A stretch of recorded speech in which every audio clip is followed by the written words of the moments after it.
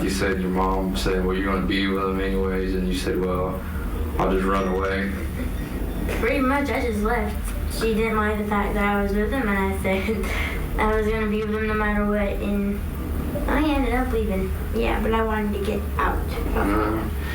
I got out of Florida. Yeah, you got out of Florida. You got out of Florida, right? You got out of Florida and then some. Not all teenagers are who they seem to be. We all know this very well. In the right or wrong circumstances, even an innocent-looking child might turn into the most vicious killer. This also applied to Morgan Leppert, a 15-year-old who believed she was in love. Things turned quite dark as she pursued her fantasy of fleeing with her Prince Charming. We'll be delving into the sad story of a blue-eyed demon whose boyfriend persuaded her to kill an older man with a disability today. Join us as we descend the betrayal and love spiral. One sunny day in 2008, Morgan Leppert knocked on the door of an elderly man with Toby Lowry, her considerably older boyfriend. That old man was James Stewart, 66 years old, and he had no hands at birth. It made sense that Stewart was perplexed when he opened the door. How come these children were standing in front of his house? He would never have guessed that they would be holding him accountable for his death just 20 minutes later, even if nobody knew it at the time. Toby and Morgan had only one intention when they knocked on this man's door: to take his truck and flee the state. They desired to begin a new life together, away from Morgan's parents and their familiar surroundings. They would not be stopped by anything. Leppert had persuaded her mother to let Lowry, who was 22 at the time, move into their house a few months prior. Everyone in her family felt sorry for Toby Lowry, since she had falsely claimed that he was only 17 years old. Morgan's mother had done some research of her own around the time of Christmas. She discovered that her daughter's boyfriend was, in fact, a much older man. Naturally, Morgan's mother threw the predator out by doing the right thing. Seriously, though? A 15-year-old girl is dating a 22-year-old man? Morgan refused to follow her mother's orders to discontinue their relationship. They kept dating behind her mother's back, and eventually, Lowry persuaded her to leave everything behind and go on a cross-country trip. To travel, they required a vehicle. Stealing a vehicle was their best alternative, as they lacked sufficient funds to purchase one. After weeks of scouting, Toby had finally settled on the ideal target. However, they promptly abandoned their strategy as soon as the robbery turned into murder. Leppert started telling stories about her car breaking down when Stewart opened the door. She put on her defenseless adolescent girl persona and requested to use Stewart's phone. James Stewart dutifully obliged, moving aside to let the adolescent girl with blonde hair and her dubious friend enter his house. Morgan Leppert picked up the phone and called her own mobile. Later in the afternoon, this would turn out to be the first of many mistakes made. Their plot started as soon as Morgan hung off the phone. The old man was knocked around a bit before they cornered him. The couple pulled out 2 metal rods and started beating him until he was covered in blood when he fought. Stewart was able to survive all of this somehow. Toby Lowry then gave Morgan the order to stab the man. After stabbing him multiple times, they ensured his death by smothering him with a plastic bag. The pair excitedly gave each other an embrace after confirming his death. They finally believed they would have each other forever. It was not going to be a long-lasting dream. Karma always catches up. Stewart rotted in his house for several days before anyone discovered him. As soon as they found his body, they launched an investigation. The police searched the house for any signs of this horrific murder. The most significant lead emerged just as they were about to exhaust all other possibilities. The connection stemmed from a single phone call Morgan Leppert made. After her family reported her missing, the police suddenly began searching for her at a murder scene. The media promptly released an Amber Alert. Toby Lowry and Leppert's pictures were all over the press. However, the Putnam County Sheriff captured Morgan Leppert and her lover Lowry in Texas 3 days after sending out the Amber Alert. The Putnam County Sheriff reports that they immediately faced first-degree murder charges for the death of 66-year-old James Stewart. A driver recognized Leppert and Lowry from a nationwide news article and dialed 911, leading to their apprehension near El Paso just after 4 p.m. on Saturday. after the Putnam County Sheriff's Office revealed that Toby Lowry, 22, and Morgan Leppert, 15, faced accusations of killing a disabled man, the adolescent's elder brother stood up for his sister. Leppert's brother, Howard Hunt, told Channel 4 that the family had experienced an emotional roller coaster during the incident. Hunt bemoaned the way she had been portrayed as something she wasn't in some of the negative press reports. He informed the journalists, quite vehemently, that there was not a violent bone in her body. He even claimed that she wouldn't hurt a mouse. "My sister is young," Hunt said. "She is the type to be easily manipulated. I don't think she was there when, allegedly, the murder took place."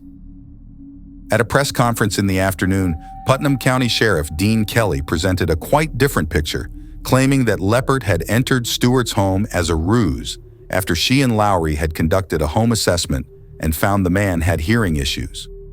Kelly claimed that Stewart had been stabbed multiple times, attacked with 2 metal rods, and strangled with a plastic bag. Detectives did not reveal the details of the murder to the public until they had the opportunity to question Lowry and Leppert. Kelly commended the national news media for disseminating the Amber Alert information, which led to the arrest of 2 individuals who are currently facing murder charges. Hunt remained steadfast in his belief that Lowry was the mastermind behind the entire scheme, and that his sister was merely a victim coerced into complying, even in the face of overwhelming proof. Additionally, he said that since Leppert's detention in Texas, the authorities had forbidden them from speaking with her. The trial proceeded really quickly. Toby Lowry, upon learning that he could face execution, promptly betrayed the love of his life. Bam, bam, bam, bam. I'm kicking his face into the wall. And before I know it, I done cut the mother clean to the bone. And there was chunks of brain coming out of his nose, cartilage coming out of his nose. No. In his telling of what happened inside Stewart's house, the 22-year-old blamed the 15-year-old Morgan for making him do it. She was like, "Baby, go in there and kill his ass." I'm like, "Oh," and I was like, "Man, no, I can't. I can't do this." I asked her, I was like, "Is this what you really want?" She's like, "Yeah. Once we do this, we can take the truck and get to state." Lowry was already serving a life term for first-degree murder when the time for Leppert's trial arrived. During the 4-day trial, he even consented to testify against Leppert, but he was not called upon by either side. Her juvenile appearance and her claims that Toby Lowry, her adult boyfriend, planned the crippled man's robbery and murder did not seem to persuade the jury, which consisted of 5 men and 1 woman. Lowry was 22 at the time, and Leppert was 15. She was on the run from her San Mateo family. The Putnam County child was sentenced to life in prison automatically after a jury found him guilty of first-degree murder. In Florida, there will be no younger prisoner than the self-described redneck cowgirl. Additionally, the court found her guilty of burglary and robbery. The trial was held in Bunnell due to the publicity the case had in Putnam County. Leppert's attorney, Christopher Smith, vowed to appeal on a number of grounds, including the jury's composition of 6 instead of 12 members and the release of her audio remarks to the police. In order to keep that matter open for appeal, he also told Headstorm that he plans to challenge the constitutionality of a mandatory life sentence for a juvenile. While Lowry never allowed Smith to see her during their cross-country trip, Smith insisted throughout the trial that he gave Leppert instructions to inspect the residence before coming back with him to rob Stewart. Smith did not call any witnesses. Furthermore, he asserted that Leppert was vulnerable to the plans of a man who had already served time in jail for burglary because of her immaturity and fixation with Lowry. Smith thinks Leppert is the best illustration of why the law shields females under the age of 15 from older men. Leppert's lawyer argued in earlier sessions to determine the sentence that the adolescent's immaturity and extreme obedience were due to the influence of her 22-year-old lover. She didn't have any prior criminal history. She apologized repeatedly for escaping with him, but it was too late. Her lawyer thinks she miscarried, but she was also pregnant when she entered prison. Lowry wasn't the man Morgan thought she loved, and their relationship was awful and depressing. However, it's reasonable to assume that females in their 15s don't know what love is, particularly if they think a 22-year-old man is looking out for them. Jurors may have found her guilty of manslaughter, second or third-degree murder, or other lesser crimes. Smith claimed that only third-degree murder had been proven by the prosecution. He said that when Leppert hit him with an aluminum curtain rod, she did not intend to kill Stewart and did not injure him severely. The prosecution informed the jury that even if it were true, she would still be found guilty of felony first-degree murder since she played a significant role in the robbery and break-in that resulted in Stewart's death. As Leppert's approach revolved around her desire to escape and she took no action to stop the attack, the prosecution really contended that Leppert committed planned murder. The prosecution stressed that when Lowry was just 14 years old, Leppert convinced her mother to allow her to move in and share a bed. She also left school after 8th grade. When her mother expelled him after learning of his age and record, Leppert ran away with Lowry. Did she ever follow instructions before? The prosecutor thought about France. He said that she was being juvenile to get what she wanted, as evidenced by the way she looked and behaved. Chris France, the prosecutor, had previously asserted that Leppert was the one in control. Following the murder, she began working with Lowry based on observations made by a homeless hitchhiker. They'd been traveling with this hitchhiker for days.